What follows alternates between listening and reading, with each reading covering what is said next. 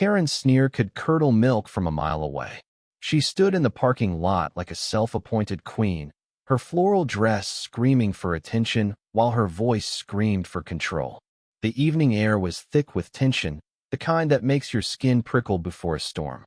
Across from her, Jamal, a wiry ex-convict with a rap sheet longer than a CVS receipt, fumbled with the tow truck's controls, his hands shaking under her barrage of orders. "Move it, you idiot. That Tesla's been sitting here for days, abandoned.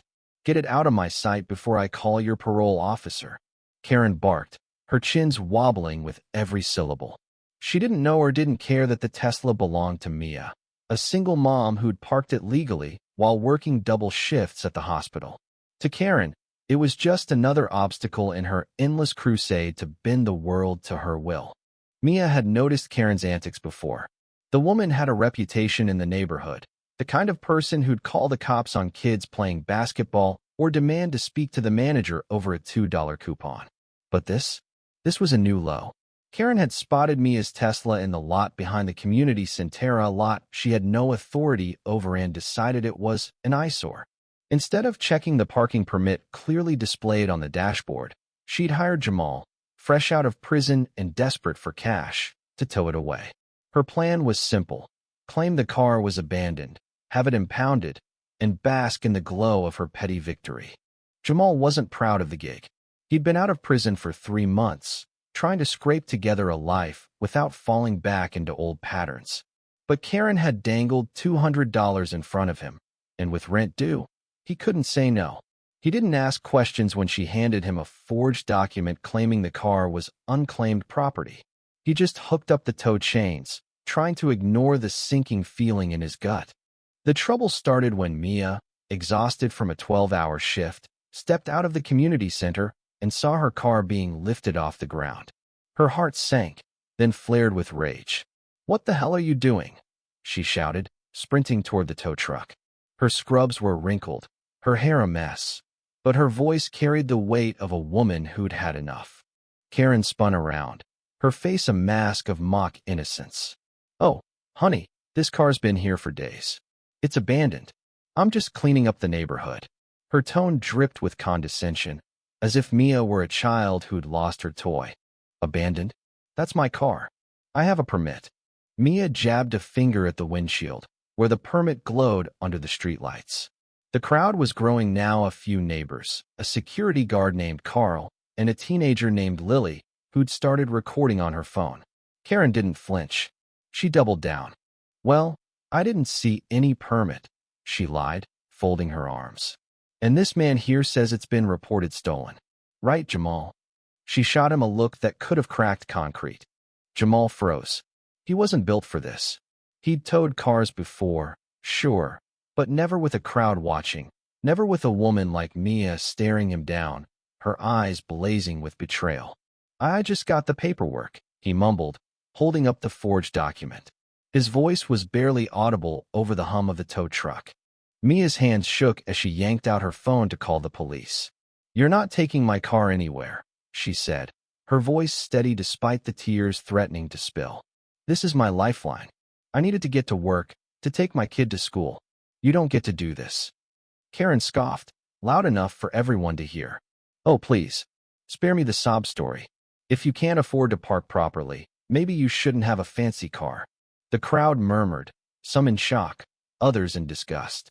Lily, still filming, zoomed in on Karen's smug face, capturing every word for the internet to judge.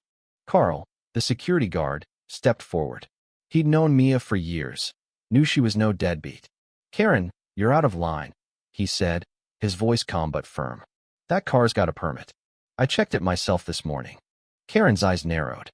"Stay out of this, Carl. You're just a rent-a-cop. I'm doing this for the community." Her voice rose to a shriek, and she jabbed a finger at Mia. People like her think they can just park wherever they want. The argument escalated, voices overlapping in a chaotic symphony. Mia pleaded with Jamal to lower the car. Jamal, caught between Karen's threats and his own conscience, hesitated. The crowd grew louder, some shouting at Karen, others urging Mia to stay calm. Then, the distant wail of sirens cut through the noise. 2 police officers arrived, their cruiser's lights painting the lot in red and blue.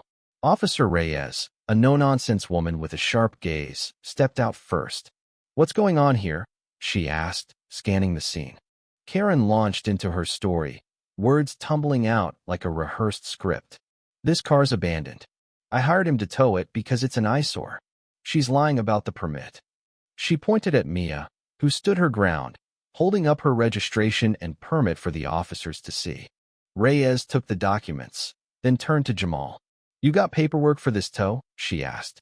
Jamal handed over the forged document, his hands trembling. Reyes's eyes narrowed as she examined it. "This doesn't look right. Where'd you get this?" Jamal's throat tightened. He glanced at Karen, who was suddenly very interested in her phone. She gave it to me," he admitted. The crowd gasped. Lily's camera caught Karen's face paling, her bravado crumbling. Officer Reyes turned to Karen. "Ma'am, are you saying you provided this document?"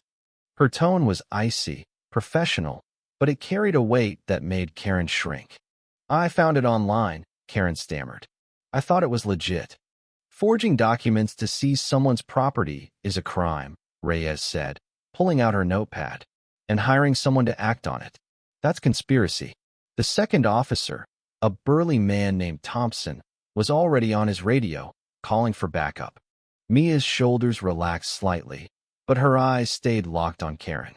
"You tried to take everything from me," she said, her voice low but cutting. "For what? Because you didn't like where I parked?" Karen opened her mouth to argue, but the words died in her throat. The crowd was against her now, their murmurs turning to jeers. Lily's video was already uploading to X, the caption reading, "Karen tried to steal a single mom's car. Karma's coming." Jamal, seeing the tide turn, unhooked the Tesla and lowered it back to the ground. "I'm sorry," he muttered to Mia. "I didn't know." Mia nodded, her expression softening. She knew desperation when she saw it. Jamal wasn't the villain here. Reyes snapped handcuffs on Karen's wrists, reading her rights as the crowd watched in stunned silence. Karen's protests grew shrill, then pathetic, as she realized no one was coming to her defense. "This is outrageous," she wailed. "I'm a law-abiding citizen." "Tell it to the judge," Thompson said, guiding her to the cruiser. The door slammed shut, muffling her complaints. Mia stood by her Tesla, her hands still shaking but her resolve unbroken. Carl put a hand on her shoulder. "You okay?" he asked. She nodded, managing a small smile. Lily approached, showing her the video. "This is going viral," she said. "People need to see this." As the cruiser pulled away, the crowd dispersed, some shaking their heads, others clapping for Mia. Jamal lingered, his head bowed. "I'll make this right," he said. "I swear." Mia looked at him, seeing the weight of his past and the hope for his future. "Just stay out of trouble," she said. "That's enough." The parking lot grew quiet, the streetlights humming softly. Mia climbed into her Tesla, the permit still gleaming on the dashboard. She'd fought for what was hers and won. Karen, meanwhile, was on her way to a cell, her schemes unraveling under the weight of her own arrogance. Karma, it seemed, had a tow truck of its own. The end.